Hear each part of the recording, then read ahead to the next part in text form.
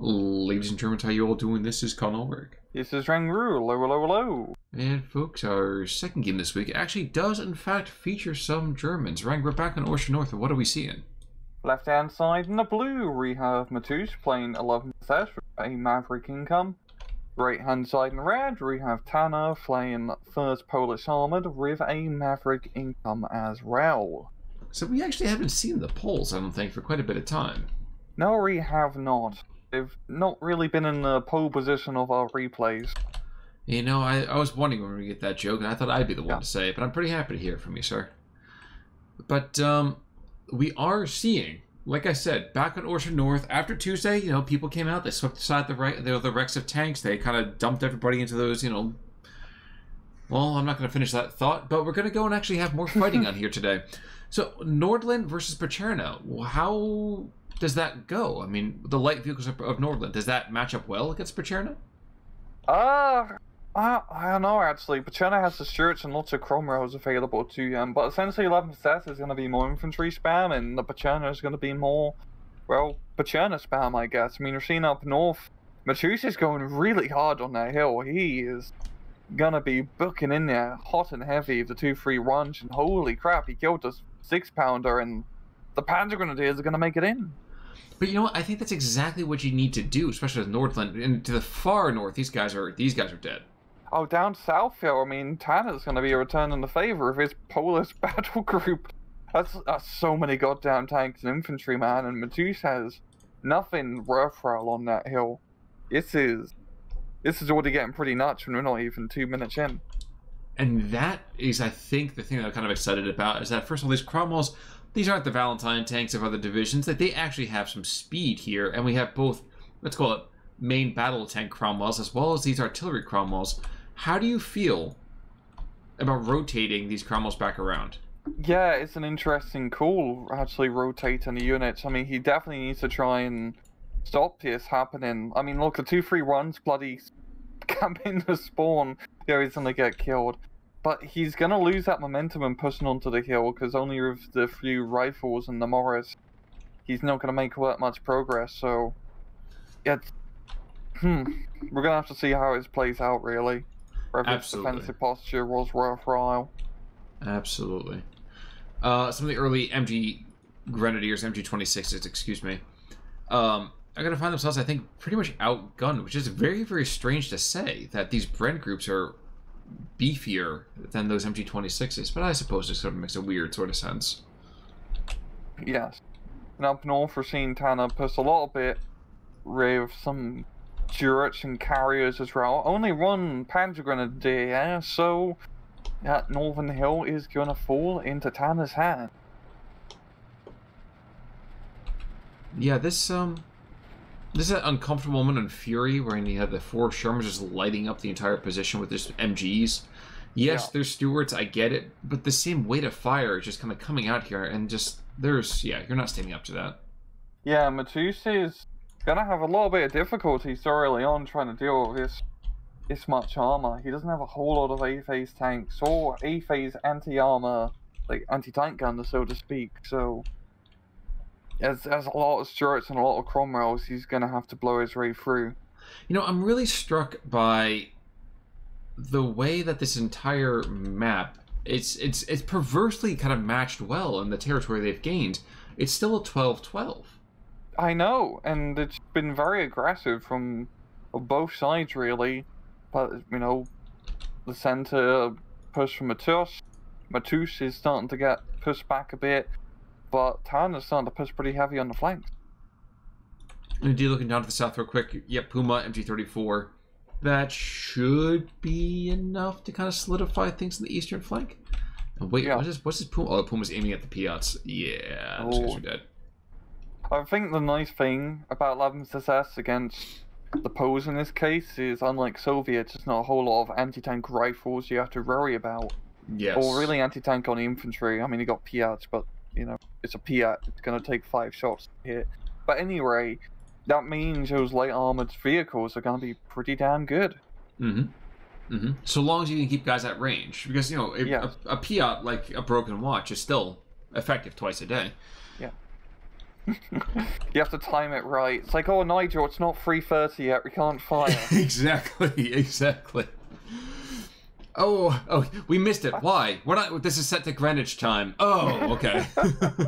Oh, I guess we'll wait till after tea time. God. Can we just talk about the fact that within, what, a 200-meter radius circle on that northern hill, if there's any way the Germans could drop any kind of off-map on it, that would be absurd. Obviously, can't happen here. But, he's lucky that there's really no artillery to make him pay for that. Yeah, and this has been an absolute banger of the first 5 minutes. I'm loving this replay so far. And we're just seeing a really aggressive play here from Tanner. And he still has such a scary armored force on this hill. This, like, defensive group, which has been repositioned here, has managed to deal with most of the threats. He's actually in a very good position to push through the northern flank here and capture that town, because there's nothing really in the town. That's true, but there's still a couple of cheeky pickoffs that could happen. We did see... that was the Puma, wasn't it? Yeah, it was the 231 facing east. But we do have MG Grenadiers that the Strotki Piats, maybe, yeah, never mind. The surprise is gone, but that could have been awful to have the Cromwells get picked off, or at least one of them picked off. That would have been at least more than enough to make the Pete-Gren backlines more than worthwhile. Yeah, Matoosh really needs to try and gear this engagement more to his favor, and really just needs to fight in more infantry-focused areas, because he can definitely wipe the floor with the pose when it comes to a head-on infantry fight, but with all his armored support backing up Tanner right now, he definitely has the advantage. True. Tannerite would certainly cause a lot of hassles over here for these guys, but Puma in the meantime, gonna engage some of these Cromwells, getting a little bit closer. Unfortunately, the Puma has had a bizarre lack of accuracy. There we go. At least he puts it on target. And at long last, yep, okay. Your Ju-87 making some gun runs. This has potential. Yeah, he's gonna really need to make the most out of that aircraft. Okay, lackluster there. Yeah. We also have one of Tanner's carriers managed to make it all the way to the enemy rear line here. Not going to be all that effective in sniping anything, but, you know, give him a little bit of eyes on if he does maneuver it. Oh, eyes on for sure, but even more so, at least giving just that potential chance of like, oh yeah, I'm going to force one squad of infantry out a little bit earlier. Ooh, Shug. There's a Shug on the map, and he is starting to really lock himself in. Not enough to really do a whole lot about that northern Cromwell push, but he at least can pick off some of the boys' carriers over here. Yeah. Honestly, yeah, he needs more Stugs. I was saying maybe he could get a Panther, but yeah, Stug really would be enough to deal with this threat. But it's a lot of armored targets and just infantry and machine guns he's going to have to get through. This is like a Polish death ball right here. It's a Polish death ball, yes, but when you have things like the Ju-87 making runs at the rear, he still cannot penetrate. Jeez. Oh, no, he's just strafe and run, Khan. He's not the anti-tank run. No, but you can even get a lucky, I would think a lucky hit or two from the rear. But... oh, it's only HC damage. It's going to take like Lord. 1 or 2. I know, it's going to take 1 or 2 strafe and run. That's fair. Yeah. I don't know. I feel like if you throw enough bullets at something, eventually something has to work. But regardless, we are going to see Pack 40 to the north take out the Stuart. And the other, you know, the Zis basically captured. Yeah. Zis is going to be taken. All the way up north, that's... okay, he's going to be repositioning that more towards the south. And that's going to be a pretty good angle. Same for that Pack 40 to start picking off these Cromwells in the rear here. As he needs to pick those guys off so he can get his infantry back into that town. But here's the Mozzie. Going after exactly the right target, going after the Pack 40. There we go. Good kill, and there's not a whole lot of Pack 40s in that deck, only an A phase and a B phase card. And that's really it in terms of heavy anti-tank heavy anti-tank gun, anti-tank weaponry. Bit of a mouthful now. Think about it, I probably could have said it in a more succinct manner. But you know what, that's why we love you anyway. Ju-87 does buy the farm. Not too surprising with there's a Spitfire on the field. And Panther D continues to be frustrated with targets. Yeah. too many to pick from. Yeah, which is kind of a bizarre issue to have. Pack 40 as well, not being given a huge chance to really go and be super effective here. Mm-hmm. And indeed competes with the Panther to kill a scout car. Well done, lads. That is worth a medal right there.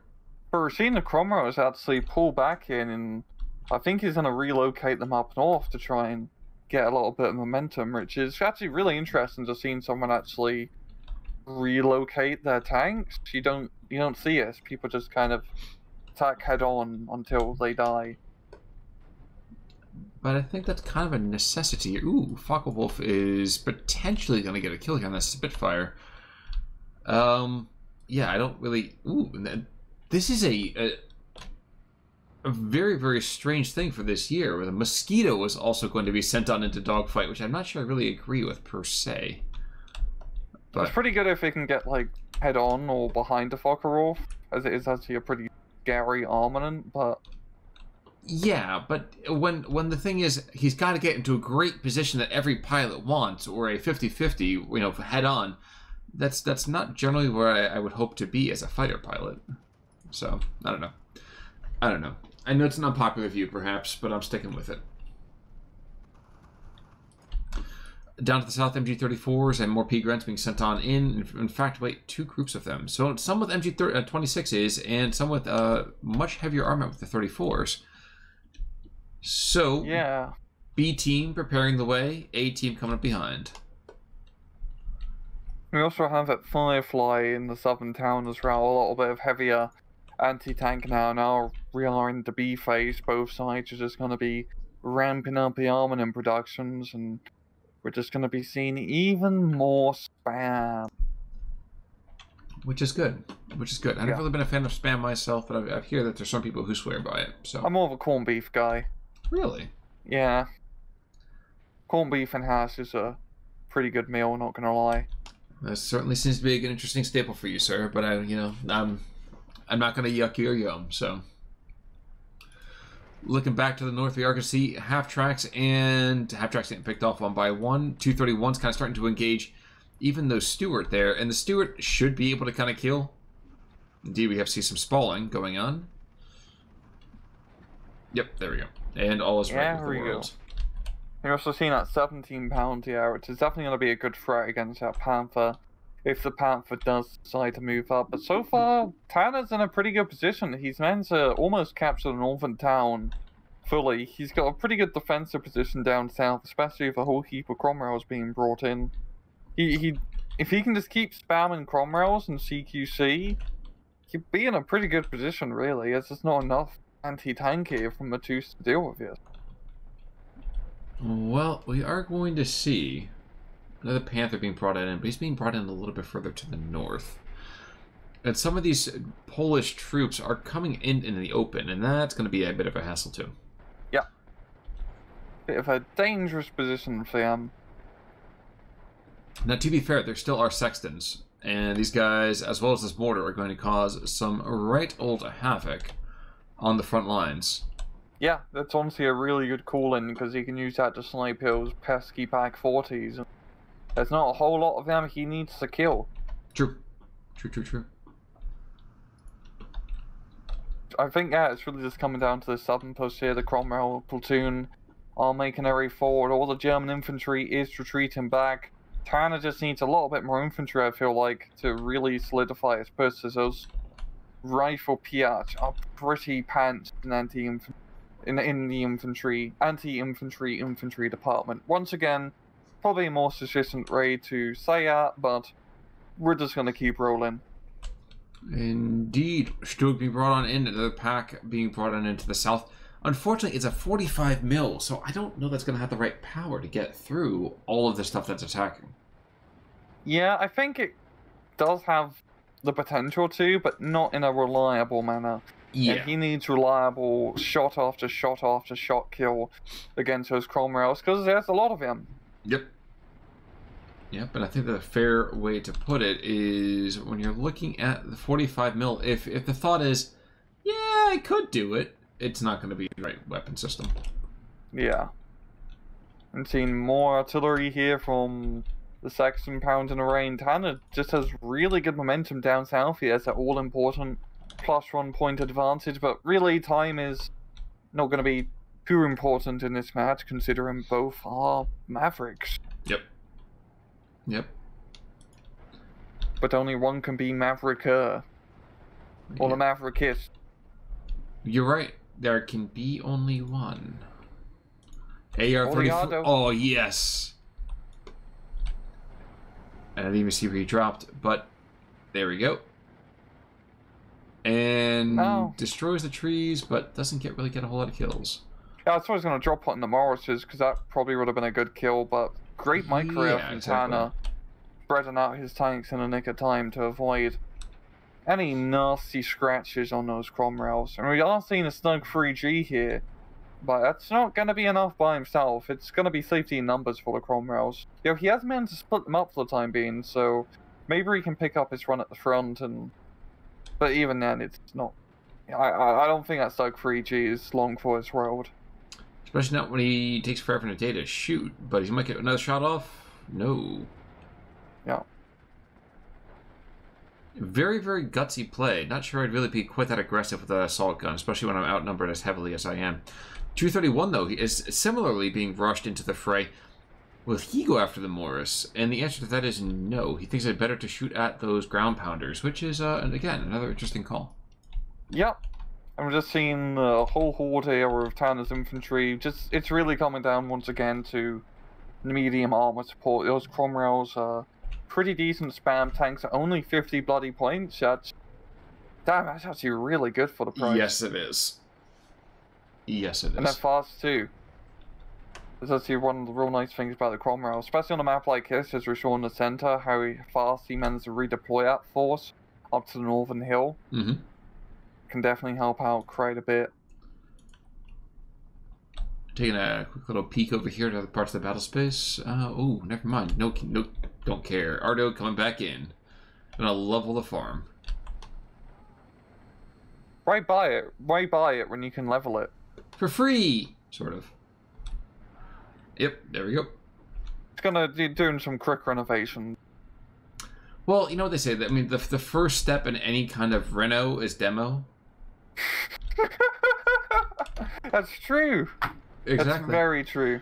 Man, I've watched my HGTV. I know what that is. Yeah. And yeah, the Cromwells realized that, you know, they have some other guys maybe to take care of a little bit later. Of course, there's still these Morrises, and these Morrises are surprisingly well armed for being basically a taxi for bullies. Yeah, honestly, it shouldn't have survived this one because they are pretty terrible. They're only 15 points, which makes up a bit, but the main thing is just not a whole lot of anti-armor here from Matoosh. Like, Matoosh can't even get into Panzerfaust range effectively of his MG26 Panzergrenadier spam, and he doesn't have enough anti-tank guns or really cheap medium tanks. You can get Stugs, but as we see, it's very hard to get Stug in a good position on the flanks here just because it's so CQC. Yep. Mozzie, in the meantime, comes up north, takes out that Pack 40, which means that it's going to be very, very hard to expect anything out of that Panther D. As more and more infantry just gets thrown at it from every direction. Yeah, Perchies getting a bit ballsy trying to cross over the open field, but they're going to be forced back. But, oh, the Cromwell flank. And that's embarrassing. The flight of heavy tanks in Steel Division 2. Or Steel Division 2 1v1. Team games, it's a different manner. But a good flank here from the Cromwell. Absolutely. Yeah. JU-87 takes out a Morris. Well done. He has totally justified his existence by wasting 1,000 rounds of ammunition on a. Eventually, you got that kill. Exactly, and you know, at the end of the day, it's not the important thing. I killed him. It was by peeling the paint off his side, flake by flake, but I killed him. Mm-hmm. 15-9 though, as P. Tanner over here, 14-10, excuse me, as Tanner gives up just a tiny bit of progress, nothing too huge. Yeah, he's just done a really good job of the momentum. He's allowing it into... He's just managing to get the medium tanks on the north and southern hill flanks, and I mean the Cromwells work really well in those engagements. Oh, auto strike up north. Yes, I feel like he's gonna get taken down with the Crusader. Yeah, he tail damaged already. And doesn't really do as much as he might have hoped. No, but we're seeing the Cromwells doing that cavalry charge into the town here.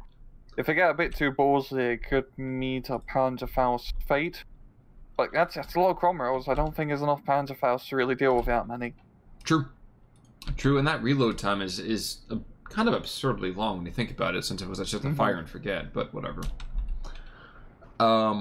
Maybe I forgot where they put it. Like, come on. You know what? Maybe that's what it is. Or it's like that scene in Die Hard, you know, that grandest of Christmas movies where he drops around on the floor and has to go back and get it. Yes. Well, and the first guy meets a bad fate. And the MGs, though, of those Cromwells force back everybody else.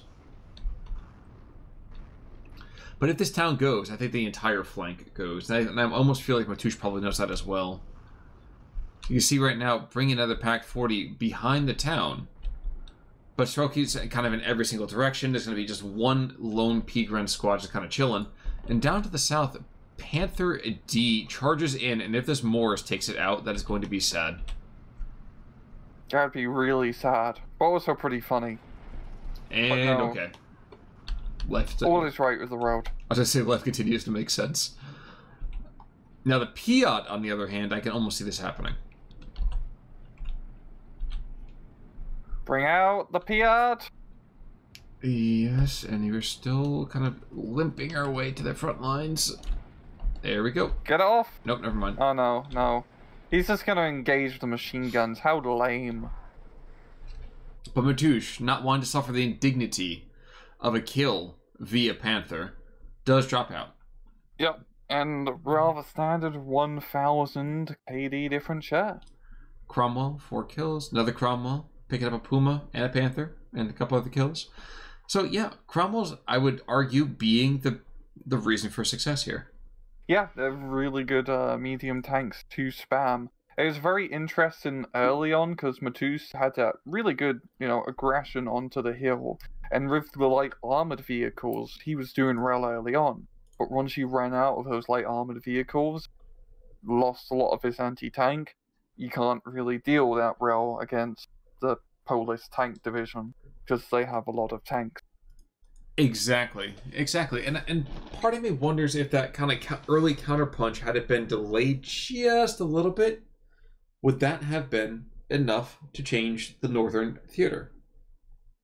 If he could have gotten to that hill and like hold it properly, that's still going to be a pretty tough ask because Tanner was starting to counterattack a bit on the flanks as well, and I think 11th SS was just not going to win that matchup. You need a German medium tank spam division to also fight against medium tank spam of the Poles.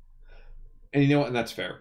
That's fair. I think it was just one of those things that you kind of have to ask yourself the question: is this something that could have a much grander impact? And I guess, and you're right. Who knows? Who knows? Any final thoughts there, sir? No. Well, in that particular case then, folks, until next week, that is going to be it for our coverage of SD2. And until then, I'm Conalberg. I'm Angru. Take it easy.